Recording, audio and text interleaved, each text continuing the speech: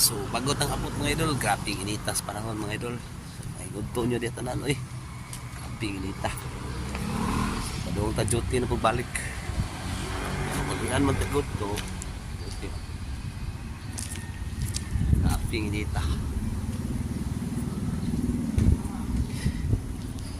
So magpahangin ta dito sa ibabaw nga bahay mga idol. Na dito ang nindot ka spot. No, it man. So hinay ko ba.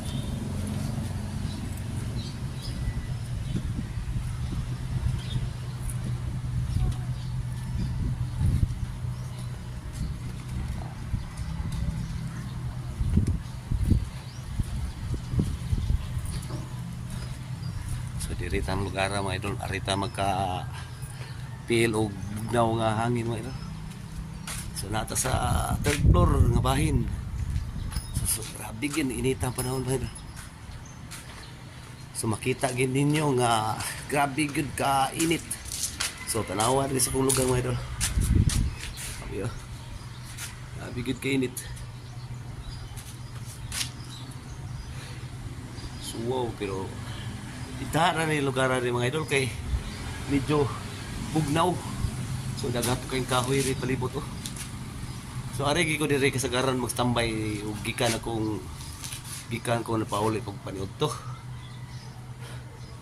So ari ta makaginhawa gamay niya makapabugnaw patag kadiyot sa tong lawas kay grabe kay ginita.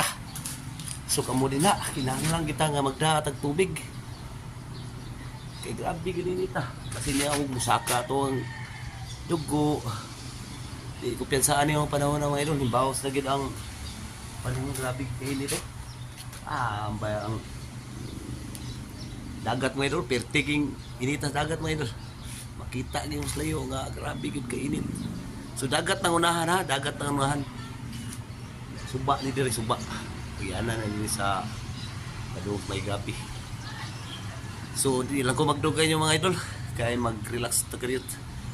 So usbon ko mayong udto diha nga katanan ug ayos ang pagpangaon sa pagpangaon.